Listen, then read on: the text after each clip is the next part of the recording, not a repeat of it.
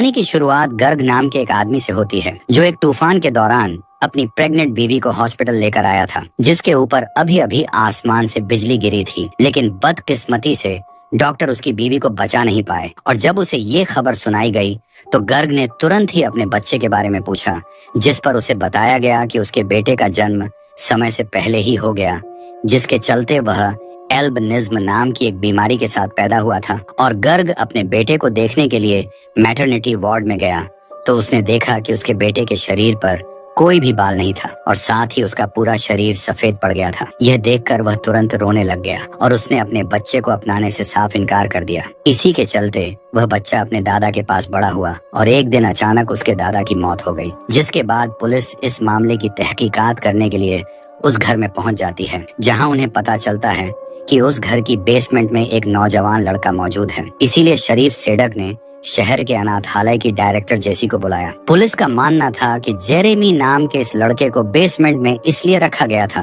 ताकि लोग उसे देख ना पाएं, क्योंकि वह दिखने में काफी अलग था। जब जेरेमी पुलिस से मिला तो उसने बताया कि उसके दादा कॉफी बना रहे थे, तभी अचानक वह जमीन पर गिर गए और कुछ देर बाद ही उनकी मौत हो गई। इसके बाद जेरेमी ने जेसी को बताया कि वह बेसमेंट में सूरज की रोशनी से बचने के लिए रहता था, क्योंकि सूरज की रोशनी से उसकी आंखों में जलन होती है। कभी स्कूल न जाने के बावजूद भी जेरेमी ने हजारों किताबों को पढ़कर काफी ज्ञान इकट्ठा कर लिया था और जेसी समझ चुकी थी कि यह कोई आम लड़का नहीं है। इसीलिए उसने जेरेमी को अपने साथ अनाथालय ले जाने का फैसला किया। पर जैसे ही जेरेमी अपने नए घर में पहुंचा तो वह तुरंत ही सबकी नजरों में आ गया और उसके सफेद शरीर की वजह से सभी उसका मजाक उड़ाते थे। अगले दिन लंच टाइम के दौरान वो अकेला बैठकर खाना खा रहा था। तभी जॉनी और उसके साथियों ने जेरेमी को परेशान करना शुरू कर दिया और अब वह चाहते थे कि जेरेमी एक चम्मच को अपनी नाक में घुसाए, पर जेरेमी ने जॉनी की बात सुनने की बजाय एक चम्मच उठाकर उस पर अपना अंगूठा मसलना शुरू कर दिया, जिसके कुछ ही सेकंड बाद आसपास की सभी लोहे की चीजें उस चम्मच से आकर चिपक गईं, जिसे देखकर वहां मौजूद सभी लोग हैरान थे और अब वे समझ चुके थे कि जेरेमी सच में बहुत ज्यादा अलग है। उस दिन जैसी उसे एक डॉक्टर के पास लेकर गई, जिसने उसकी अच्छे से जांच करके बताया कि शरीर पर एक भी बाल ना होने के बावजूद भी जेरेमी बिल्कुल स्वस्थ है और कुछ ही दिनों में जेरेमी की खास लेंस आने वाली है, जिसके बाद वह सूरज में बिना चश्मों के आराम से घूम सकेगा। जेरेमी बाकी बच्चों से काफी ज्यादा होशियार था, इसलिए जैसी ने उसे एक खास स्कूल में भेजने का फैसला किया, जहां एक क्लास के दौरान टीचर ने बच्चों को बिजली के बारे में समझाने के लिए एक हाई वोल्टेज सोर्स का इस्तेमाल किया, जिसके शुरू होते ही जेरेमी कांपने लग गया और उसे देखते ही लिंसे को एहसास हो गया कि उसके साथ कुछ तो गलत हो रहा है।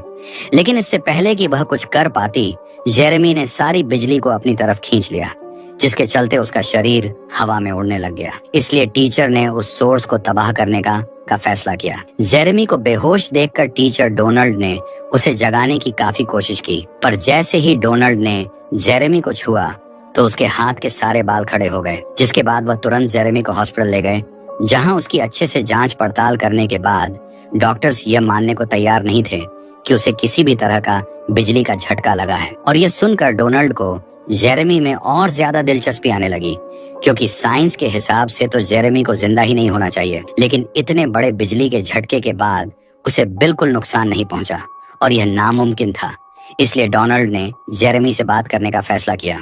लेकिन जब डोनाल्ड पुलिस वालों से बात कर रहा था तो जेरेमी चुपचाप हॉस्पिटल से भागकर अपने पुराने घर की तरफ बढ़ने लगा। यहाँ रास्ते में उसकी मुलाकात लिंसे से हुई। जेरेमी को देखते ही लिंसे के कुत्ते जैक ने उस पर भौंकना शुरू कर दिया, लेकिन जेरेमी को उस कुत्ते से बिल्कुल डर नहीं लगा। उसके बाद जेरेमी से बात करते वक्त लिंसे को एहसास हुआ कि उसके सभी पड़ोसी उसे घूर रहे थे और जेरेमी ने उसे बताया कि असल में वो लोगों की सोच और याददाश्त को सुन और महसूस कर सकता है। तभी जेरेमी को ऐसा लगा कि उसने लिंसे को जरूरत से ज्यादा बता दिया है, इसीलिए वह चुपचाप वहां से चला गया। तभी हमें दिखाया जाता है कि वो रेलवे ट्रैक्स क्रॉस कर रहा था तो शरीफ ने उसे पकड़ लिया और उसे वापस हॉस्पिटल चलने को कहा, जिस पर जेरेमी ने उसे बताया कि वह हॉस्पिटल से इसलिए भागा था क्योंकि उसने अपनी जिंदगी के सबसे खराब दिन हॉस्पिटल में ही बिताए थे, जब उसके पिता ने उसे छोड़ दिया था। अगले दिन जेसी जेरेमी का आईक्यू टेस्ट करवाने के लिए उसे एक स्पेशलिस्ट के पास लेकर गई, जहां जेरेमी को देखते ही एरन ने उससे कुछ सवाल पूछे, क्योंकि उसे जेसी की बातों पर यकीन नहीं था कि जेरेमी को सारा ज्ञान किताबों से ही मिला है और वह कभी अपने घर से बाहर ही नहीं निकलता था। साथ ही उसने कभी टीवी भी नहीं देखा क्योंकि उसकी मौजूदगी में सारे इलेक्ट्रिकल डिवाइसेस काम करना बंद कर देते हैं। टेस्ट के बाद डोनाल्ड के हिसाब से तो जेरेमी एक जीनियस था, पर तभी एरन ने उन्हें बताया कि वो लोग जेरेमी की आईक्यू को नाप ही नहीं सकते क्योंकि उसका स्कोर असल में इतना ज्यादा था कि उसे नापना ही नामुमकिन सा था और उनके मुताबिक जेरेमी सबसे ज्यादा होशियार इंसान। जिसके बाद जेसी ने उसे बताया कि वो लोग उसकी मदद करना चाहते हैं, पर तभी जेरेमी ने वापस घर जाने की इजाजत मांगी। लेकिन जेसी ने उसे बताया कि तुम्हारे दादा का घर तो बिकने वाला है, वो बैंक के पास गिरवी पड़ा था और अब किश्त भरने वाला कोई है नहीं। और यह सुनते ही जेरेमी काफी उदास हो गया और अचानक उस कमरे में मौजूद लाइट्स जगमगाने लगी और यह तब तक चला जब तक कमरे की लाइट नहीं चली गई। जिसके बाद जेरेमी स्कूल बस पकड़कर वापस अनाथालय चला गया। हफ्ते के आखिर में छुट्टी वाले दिन बच्चों को कैंपिंग के लिए ले जाया गया, जहां हर बार की तरह जेरेमी चुपचाप कोने में अकेला बैठा हुआ था। उसे अकेला देखकर शरीफ उससे बात करने चला गया, जिसके बाद वह तुरंत ही समझ गया कि ये बेचारा लड़का खुश तो नहीं है। और यहाँ पर उस रात आसमान में बादल छाए हुए थे और थोड़े ही समय बाद में बारिश होने की संभावना थी, जिसे पर जेरेमी ने बताया कि बारिश के दौरान उसे हमेशा ऐसा महसूस होता है मानो वो उसी का एक हिस्सा हो। बारिश की हर बूंदे को अच्छे से महसूस कर पाता है और मानो बिजली तो उसकी ही तरफ आ रही है। साथ ही उसने बताया कि उसकी दादी हमेशा यह कहती थी कि बिजली भगवान बनाते हैं। वो आज तक ये बात समझ नहीं पाया कि आखिर भगवान ने उस रात उसकी माँ को क्यों छीना। जिस पर शरीफ ने उससे पूछा कि आखिर उसे कैसे पता चला कि उसकी माँ की मौत बिजली की वजह से हुई थी। जिस पर जेरेमी ने उसे बताया कि उसे अपने पैदा होने से पहले की चीजें भी याद हैं। अगली सुबह जेरेमी काफी जल्दी उठकर नेचर को पहली बार महसूस करने के लिए जंगल में पहुंच गया, जहां कई सारी छिपकलियों तुरंत ही उसके पास आ गई और उन्हीं में से एक उसके हाथ पर आकर बैठ गई। पर जैसे ही जॉनी और मिच वहां आए तो सभी जानवर तुरंत वहां से भाग गए। असल में वो दोनों जंगल में शिकार कर रहे थे, पर जब उन्होंने निहत्थे और कमजोर जेरेमी को देखा तो जॉनी ने तुरंत ही उस पर बंदूक तान दी। जिसके बाद मिच ने अपने दोस्त को रोकने की काफी कोशिश की, पर जॉनी इसके लिए तैयार नहीं था। पर जैसे ही वो गोली चलाने वाला था तभी उन लोगों को पास से एक और गोली की आवाज आई, जिसके बाद वो सभी तुरंत उस तरफ भागे, जहां पहुंचकर उन्होंने देखा कि डेप्यूटी हार्ली ने अभी अभी एक हिरण का शिकार किया था और वह बेचारा हिरण अपनी आखिरी सांसें ले रहा था। जैसे ही जेरेमी ने उस हिरण की आंखों में देखा तो वह उस बेजुबान जानवर के दर्द को महसूस कर पा रहा था। तभी हार्ली ने उससे हिरण को दूर करने की कोशिश की, पर जेरेमी ने उसका हाथ पकड़कर हिरण का सारा दर्द हार्ली को ट्रांसफर कर दिया। जिसके बाद हार्ली जमीन पर लेटकर चिल्लाने लग गया और यह देखते ही जॉनी के पास अब जेरेमी को गोली मारने की एक वजह थी और उसने तुरंत ही अपनी बंदूक जेरेमी के ऊपर पर तान दी। लेकिन फिर ऐन वक्त पर मिच ने बंदूक को आसमान की तरफ मोड़कर जेरेमी को बचा लिया और अचानक गोली की आवाज से घबराकर जेरेमी ने भी हार्ली को छोड़ दिया। इसके बाद जेरेमी को प्रिंसिपल ऑफिस ले जाया गया, जहां उन्होंने उससे पूछा कि आखिर हार्ली को एक हार्ट अटैक के चलते हॉस्पिटल में क्यों ले जाया गया है। जिस पर जेरेमी का कहना था कि हार्ली को एहसास नहीं था कि आखिर उसने उस बेजुबान हिरण के साथ क्या किया है और उसने तो बस उस हिरण का दर्द हार्ली को महसूस करवाया है। पर शरीफ को इस बात पर भरोसा नहीं था और इसीलिए वह जेसी को कमरे में जेरेमी के साथ अकेला छोड़कर बाहर चला गया। जिसके बाद जेरेमी ने उसे बताया कि वह वहां नहीं रहना चाहता क्योंकि वहां मौजूद किसी भी इंसान में थोड़ी सी भी इंसानियत नहीं है और वह यह सब अच्छे से महसूस कर सकता है। साथ ही उसने बताया कि मैं जानता हूं कि तुम मेरी दोस्त होने का बस नाटक कर रही हो, क्योंकि असली दोस्त किसी दूसरे को उसकी मर्जी के खिलाफ यूं रोक कर नहीं रखते। और जैसे ही जेरेमी को गुस्सा आया तो कमरे में मौजूद सभी शीशे टुकड़े टुकड़े हो गए। उधर जब शरीफ घर पहुंचा तो उसकी मुलाकात डॉक्टर ड्वेन से हुई, जो वहां उसकी बीमार बीवी का चेकअप करने आया था।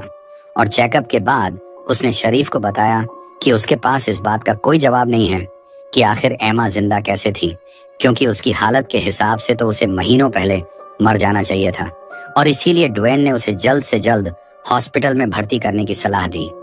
मगर शरीफ इसके लिए बिल्कुल तैयार नहीं था, क्योंकि उसे लगता था कि अगर एमा होश में होती तो वह अपने आखिरी दिन अपने घर में ही बिताना पसंद करती। उस रात जब जेरेमी कैंटीन में अकेला बैठा हुआ था तो डोनाल्ड उससे मिलने के लिए आया और उसने जेरेमी को यह समझाने की कोशिश की कि वह बाकी लोगों से अलग है, क्योंकि जब से उसने जेरेमी को छुआ था तब से उसके अंदर अलग ही जोश आ गया था, मानो वो वापस से 18 का हो गया हो। और इसीलिए उसने जेरेमी से पूछा कि क्या उसने कभी अल्बर्ट आइंस्टाइन की आफ्टर लाइफ थ्योरी के बारे में पढ़ा था, जिसके मुताबिक एनर्जी को बनाया या खत्म नहीं किया जा सकता, वो सिर्फ अपना रूप बदलती है। और साथ ही अगर इंसान अपने दिमाग को 100% इस्तेमाल कर ले तो वह एनर्जी की फॉर्म में बदल जाएगा और उसे शरीर की जरूरत ही नहीं पड़ेगी। और अब डोनाल्ड का मानना था कि जेरेमी की मां के साथ हुए हादसे की वजह से जेरेमी का दिमाग इस लेवल तक पहुंच गया है जहां तक आज तक कोई दूसरा इंसान नहीं पहुंच पाया। और अब डोनाल्ड को जेरेमी के लिए डर लगने लगा था, क्योंकि उसे सारा ज्ञान सिर्फ किताबों के जरिए मिला था, पर वो यह नहीं जानता और समझता था कि इंसान क्या क्या गलत कर सकते हैं। और साथ ही साइंटिस्ट का मानना था कि जेरेमी के लेवल तक पहुंचने के लिए इंसानों को हजारों साल लगेंगे अभी। और इसीलिए डोनाल्ड उसे इस दुनिया के हिसाब से ढलने में उसकी मदद करना चाहता था, जिसके बाद उसने जेरेमी के साथ हाथ मिलाया और एक बार फिर से उसके शरीर के सारे बाल खड़े हो गए। उधर जेरेमी भी पहली बार किसी इंसान को छू रहा था, क्योंकि अभी तक तो सभी लोग उसे छूने से डरते ही थे। कुछ दिनों बाद शरीफ डेप्यूटी हार्ली से मिलने के लिए उसके घर गया, जहां उसने देखा कि हार्ली ने अपने सभी हथियार हटा दिए थे। और इस बारे में जब शरीफ ने हार्ली से पूछा तो उसने बताया कि जिस दिन उसने हिरण का शिकार किया था तो जेरेमी ने उसका हाथ पकड़कर उसे हिरण के दर्द को महसूस करवाया, जिसके बाद उसका पूरा शरीर कांपने लग गया। और यह उसकी जिंदगी का सबसे डरावना और दर्दनाक एक्सपीरियंस था। उसे ऐसा महसूस हो रहा था मन उसकी मौत हो रही हो। और उस एहसास के बाद वह अब किसी को जान से मारने के बारे में सोच तक नहीं सकता। उसकी सारी बात सुनने के बाद शरीफ ने जेरेमी से मिलने का फैसला किया, जिसके बाद वह जेसी से परमिशन लेकर जेरेमी को अपने घर इस उम्मीद से ले गया कि वह उसकी बीवी की कुछ मदद कर सके।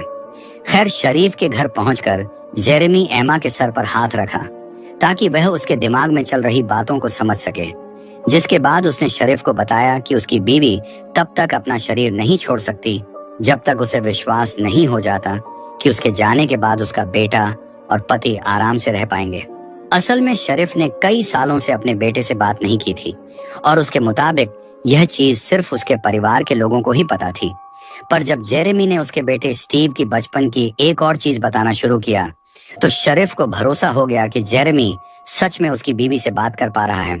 और तब एमा ने कुछ आखिरी पलों के लिए अपनी आंखें खोली, जिसके बाद वह शरीफ को हमेशा के लिए अलविदा कहकर इस दुनिया से चली गई।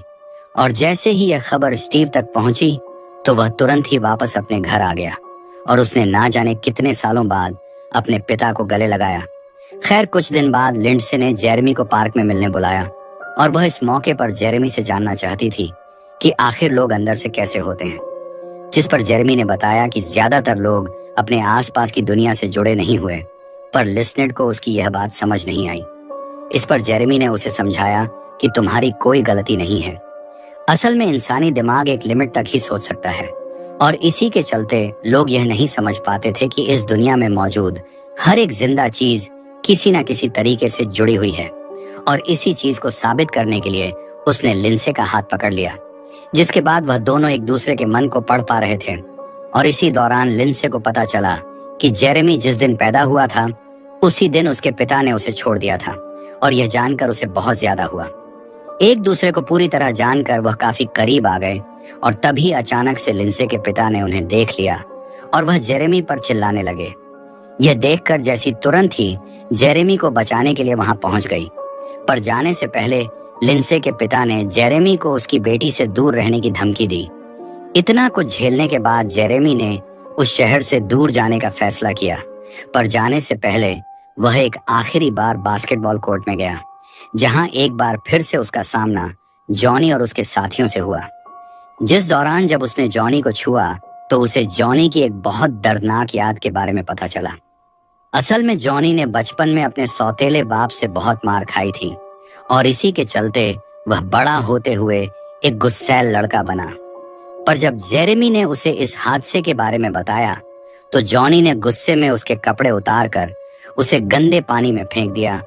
और जब जेरेमी वापस खड़ा हुआ तो सभी लोहे की चीजें अचानक उसकी तरफ खींचने लगी और तभी अचानक उसके ऊपर बिजली आकर गिरी, जिसके चलते सभी लोग डर गए थे। अचानक बिजली के जमीन पर गिरने की वजह से वह सभी लोग नीचे गिर चुके थे। सबके उठने के बाद भी जब जॉनी जमीन पर ही पड़ा रहा तो वह सभी उसे देखकर थोड़ा घबरा गए। जॉनी के दिल की धड़कन रुक चुकी थी, मगर जेरेमी ने अपने शरीर के इस्तेमाल से जॉनी को कुछ बिजली के झटके दिए, जिससे वह वापस होश में आ गया।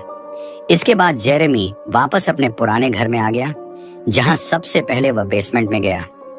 कुछ देर बाद जैसी भी वहां पहुंची और उसने देखा कि बेसमेंट में मौजूद सारी किताबें गायब थीं और जेरेमी वहां पर चुपचाप बैठा हुआ था। और तभी जैसी ने उसे बताया कि जब उसने पहली बार उसे देखा था तो वह तुरंत ही समझ गई थी कि वह कोई आम बच्चा नहीं है। और साथ ही उसने जेरेमी से वादा किया कि अगर वह उस पर भरोसा करेगा तो वह उसके जीने के लिए एक अच्छी जगह ढूंढने में उसकी मदद करेगी। जल्द ही डोनाल्ड भी वहां पहुंच गया और जैसे ही वह गाड़ी की तरफ बढ़े तो उनका सामना हार्ली और शरीफ से हुआ, जो वहां जेरेमी को लेने आए थे। और जब उसने जेसी और डोनाल्ड से पूछा कि आखिर वो जेरेमी के साथ क्या करने वाले हैं, तो वो तुरंत ही समझ गया कि वह दोनों उसे वापस अनाथ आश्रम नहीं भेजना चाहते। और उनकी मदद करने के लिए शरीफ ने हार्ली से वापस चलने को कहा, पर हार्ली ये करने को तैयार नहीं था और उसने तुरंत ही हेडक्वार्टर्स तक मैसेज पहुंचाने के लिए अपना वॉकी टॉकी निकाल लिया। पर शरीफ ने उससे उसका रेडियो छीनकर हवा में फेंक दिया, जिसके बाद जेरेमी सभी को अलविदा कहकर तेजी से खेतों की तरफ भागने लगा। और तभी अचानक से बिजली आकर सीधा जेरेमी से टकरा गई और इसके बावजूद भी वह लगातार भागता रहा और देखते ही देखते गायब हो गया। यह सब देखकर वह चारों समझ गए थे कि जेरेमी उन्हें छोड़कर किसी बेहतर जगह पर चला गया है। अब उसका दिमाग इतना विकसित हो चुका था कि उसे इस दुनिया में रहने के लिए शरीर की जरूरत नहीं थी।